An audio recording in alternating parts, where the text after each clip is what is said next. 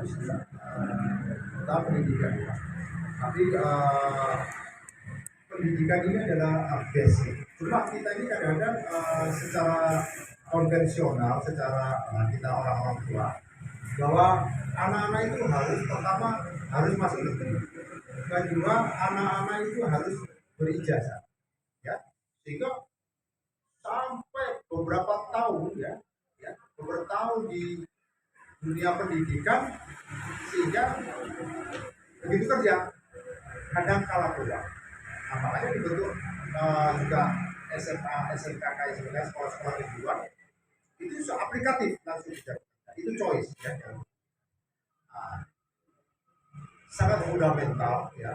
Kami di tempat lain mencoba, saya juga takut dengan rekan saya, ada program homeschooling.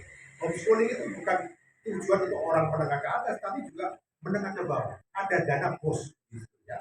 Dari dana BOS itu memberikan honor kepada guru-guru pengajar yang diambil daripada lingkungan-lingkungan yang ada di warga tersebut atau di Dropi. Ya, ada. Tempatnya di mana? Jadi salah satu masyarakat situ, apakah di rupanya atau di, ya. Dan itu berijazah, homeschooling ya, bukan hanya milik orang-orang jadi banyak model, banyak. Tetapi bila saya menjadi anggota dewan, memang saya menginginkan ya, khususnya di Jawa Timur, bahwa pendidikan ini adalah high level tapi berbasis kalau bisa tidak berbayar. Pertama, kurangi budaya berbayar baik negeri maupun swasta. Menuju itu apa? Kita siapkan infrastruktur yang ada. Infrastrukturnya apa? Tadi gedung-gedung yang kurang dari Pak itu ya. Nah, bagaimana pembagian supaya adil? Dilihat dari kepadatan penduduk. Dilihat daripada potensi anak-anak sekolah di situ. Oh, kalau di tempat itu jarang anak-anak itu sekolah, banyak orang-orang yang dewasa remaja ke atas, SD nggak perlu dibangun. Jadi ada mapping, ada pemetaan. Karena adanya keterbatasan, makanya diperlukan alternatif prioritas.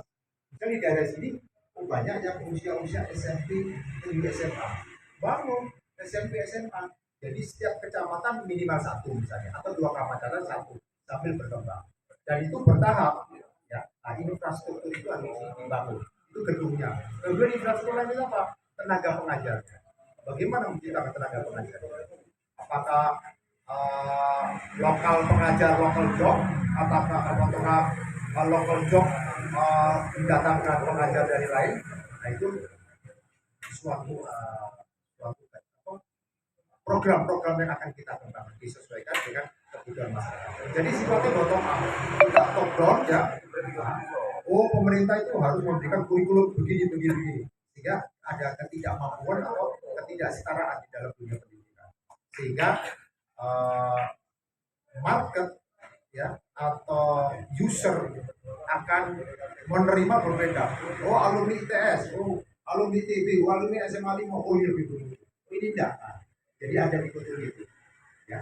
Nah, jadi goal-nya, goal achievement-nya, pencapaian tujuannya, yaitu harus ada kesetaraan di dunia pendidikan. Jadi Nasdem ini kan ada kesetaraan, adanya perubahan, persatuan dan melalui kesetaraan.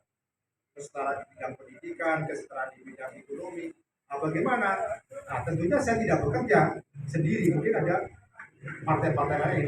Nah, untuk itu karena produk yang lama, saya minta bapak-bapak menular tunjuk kita dari warna biru Nasdem, calegnya untuk jadi, sehingga bisa mengalahkan orang-orang yang produk lama yang bertahan lama. Ya, begitu. Nah, saya hanya bicara di sini, mencoba berbicara ekstrim. Ya, kalau caleg-caleg ini hanya dari keturunan bapak-bapak, orang-orang kaya, ya, orang-orang yang memang mampu untuk secara finansial, maka legislatif akan diisi orang-orang. Tetapi di dalam berpikir yang produktif, akhirnya apa? Terjadi mart-mart, terjadi mall-mall. Tambah wedi, suatu saat akan digusur kayak rempang, ya, suatu digusur pinggir, digusur lagi di sini buat polsek. Nah, makanya kita harus menjadi negara, harus menjadi warga, harus menjadi rakyat di tanah kita. Untuk itu, pilihlah ya anggota dewan ini yang memang peduli kepada kepentingan masyarakat. Jangan sampai orang yang punya duit aja, sebagai contoh, Pak, desa kota modali itu proyek regulasi ini aku ya. Misalnya aja itu kita berhati-hati. Artinya, ayo saya ajak kepada bapak-bapak, pilihlah caleg yang memang jangan capek terus kita ini suatu saat terus. Kan kita bisa tebak kan siapa yang bermodal ya. Pilihlah caleg-caleg memang punya kompetensi, punya komitmen ya. Nah itu tadi dengan adanya komitmen, dengan adanya suatu kemauan, dulu achievement itu bisa tetap. Terutama anak muda. Terakhir saya bicara, 6 bulan saya berjalan, mohon maaf ya, saya bagi ada 3 kategori masyarakat pemilih. Masyarakat pertama adalah masyarakat berbayar, artinya ya, mohon maaf ya, orang-orang di pinggir atau mana, panggilnya wali biro, ya. Yang kita pakai atau enggak, ya. Satu orang segini-gini makannya bagi dulu, ya. Kemudian ada masyarakat yang golongan 2, masyarakat yang rasional. Rasional orang-orang tinggal di daerah, anak-anak pelajar itu. Mahasiswa saya panggil, anak ya saya kumpul diskusi. Pak, program itu saya ya. Bapak mewakili aspirasi saya. Apa sih program? Kita ini anak-anak mahasiswa, anak muda kan dia. Ya yang menjadikan dengan high teknologi segala macam. Nah untuk menjawab itu saya bilang, oke di kampungmu nanti kita bikin di kampung